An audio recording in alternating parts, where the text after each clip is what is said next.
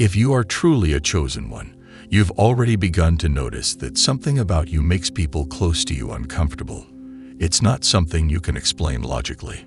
It's not because you've done anything wrong. It's not because you've changed for the worse. In fact, you've likely grown wiser, more peaceful, and more spiritually aware. But still, your presence makes certain people uneasy, especially those who have known you the longest. Your energy, your light, your calling, it disturbs the places they're still trying to hide. This is one of the most painful truths about walking the chosen path. The ones you love the most will often become the first to reject you. The ones you thought would support you, encourage you, pray for you, they suddenly grow distant. They may mock your journey, roll their eyes at your spiritual insight, or even accuse you of acting superior. But in truth, they're reacting to the spirit in you that shines a mirror on their own stagnation. God doesn't call the chosen one to blend in. He calls them to stand apart. And sometimes that separation has to begin at home. Your friends and family, though they may be good people, often carry the energy of the old version of you. They remember you by your mistakes, your fears, your immaturity. They are attached to a version of you that no longer exists. And when you begin to evolve, when your spirit matures and your purpose becomes clear, it unsettles them. They can't see your anointing because they're still focused on your history. That's why God begins to strip away relationships. It's not because He wants you to be alone forever. It's because He needs you clear of distractions, clear of voices that dilute your direction, clear of the emotional entanglements that keep you from your divine mission. Some people in your life, whether they mean to or not, are spiritual weights. And if you're going to rise to the heights God has destined for you, those weights must be released. Isolation is the training ground for the chosen ones. In the silence of solitude, God speaks the loudest. When no one understands you, when no one claps for you, when no one validates your steps, that's when you begin to hear heaven's applause. That's when you begin to understand who you really are. It's in the absence of familiar voices that your own voice becomes strong. Many chosen ones try to cling to old friendships, thinking they can carry people with them into their calling. But elevation demands separation. Everyone can't go where God is taking you. Some people were only meant to be with you for a season, not a lifetime. Trying to drag them into your purpose will only delay your progress. Not everyone is meant to understand your journey. Some are only there to witness it from a distance, if at all. It hurts, yes. It's lonely, yes. But it's necessary. When you stop seeking validation from those who can't comprehend your calling, you step into true spiritual freedom. You stop shrinking yourself to fit their expectations. You stop watering down your message to avoid conflict. You stop betraying your own soul for the comfort of familiarity.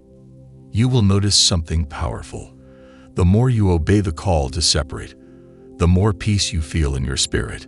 Even though the world sees it as isolation, heaven sees it as alignment. You are being recalibrated. You are being refined. You are being prepared for something greater. The wilderness you're walking through is not punishment, it's preparation. And here's what's truly divine. When God finally releases you into your full purpose, those same friends and family who questioned you will have no choice but to respect what God has done in your life. Some will return humbled, seeking your guidance. Others will remain distant, still too bound by ego to admit they misjudged you. But none of it will matter, because by then, you will have outgrown the need for their approval. Chosen ones must be okay with being misunderstood. They must be okay with walking alone. They must be okay with cutting ties, not out of bitterness, but out of obedience. This journey is not for the faint of heart. It requires courage to detach, strength to walk away, and deep faith to trust that God's plan is bigger than your current connections. Sometimes the most loving thing you can do is love people from a distance. Protect your energy. Guard your calling. Respect the sacredness of your assignment. Because not everyone around you wants to see you rise. Some are comfortable with you being broken. Some only loved you when you needed them. And the moment you start standing on your own, they vanish. That's your confirmation. When your spirit begins to awaken, it naturally disrupts the spirits around you that are still asleep. That's why they pull away. That's why they gossip. That's why they accuse you of changing. Because you are. And that change is threatening to what's still stagnant in them. Don't shrink. Don't apologize. You were never called to fit in. You were called to break the mold. This path of separation is not eternal, but it is essential. Once you've passed through the fire, once you've been tested in the wilderness, God will surround you with new connections, divinely aligned people who see your light, not your past. Soul family, kingdom alliances, people who are not intimidated by your power, but inspired by it. But first, you must let go. Let go of trying to convince them. Let go of trying to prove your growth. Let go of the desire to be accepted by people who were never assigned to your destiny. You don't need their agreement to be chosen. God chose you long before they knew your name. Stay strong. Stay separate. Stay sacred. You're not being abandoned. You're being set apart. You were never meant to blend in. From the beginning, your spirit didn't resonate with the noise of the crowd. You were always a little too quiet, a little too deep, a little too aware for the people around you. You felt emotions stronger. You questioned things deeper. You noticed the unspoken tensions others ignored. And for that, you were seen as different. Too much, too intense, too distant. But what they called too much was actually spiritual sensitivity. What they called weird was the early evidence of your divine separation. Even as a child, you probably felt the urge to pull away from certain people, even if you didn't know why. You'd sit in family gatherings and sense when something was off.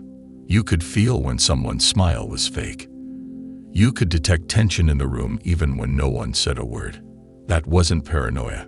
That was discernment. That wasn't shyness. That was God placing His hand on you and whispering, "Stay close to me, not to them." As you grow, the separation becomes more visible. You try to be normal. You try to laugh with everyone, go to the parties, join in the small talk, but deep inside, you feel drained. Not because you're antisocial, but because your spirit is on another frequency. You're not being rude. You're just no longer interested in shallow connections. You don't want to talk about the weather. You want to talk about purpose. You don't want to gossip about people. You want to heal them. You don't want surface-level interaction. You crave depth, truth, alignment. And when you can't find that in the people around you, you begin to isolate. At first, that isolation feels like abandonment. You wonder why God would place so much love in your heart, only to take away the people you want to share it with. You pray for companionship. You long for friends who get you. You try to force connections that were never meant to be. But eventually, you realize God was protecting you from betrayal, protecting you from jealousy, protecting you from emotional warfare you were not supposed to fight. The people who were removed from your life were not rejected. They were redirected. Because if they stayed, they would have slowed down your elevation. There's a spiritual law the chosen ones must accept. Before you ascend, you must detach. Before you step into your purpose, God cleans your circle. He removes the friendly fire. He exposes the hidden motives. He cuts the cords you were too afraid to cut. And it feels harsh. It feels lonely.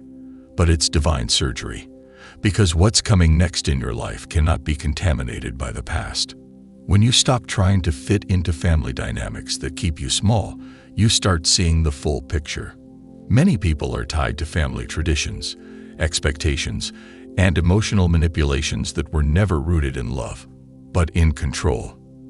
And if you're the one who breaks the generational curses, don't expect applause. Expect resistance. Expect to be misunderstood. Expect to be blamed for the tension you didn't cause, but you refuse to carry. Your refusal to stay silent. Your refusal to keep the peace by sacrificing your truth. Your refusal to live a small life so others can feel big. That's what makes you dangerous. And in their eyes, difficult. But in God's eyes, you're becoming powerful. You're becoming unshakable. You're becoming exactly who you were always meant to be.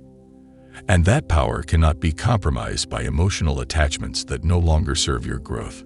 You can love them. You can pray for them. But you can't keep lowering your frequency just to stay in their presence.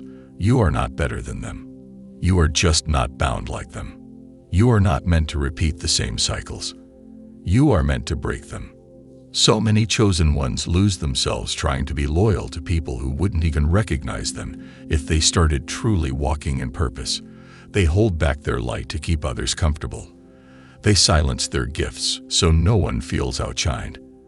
They stay in toxic environments just to avoid loneliness. But hear this: comfort is the cage of the chosen.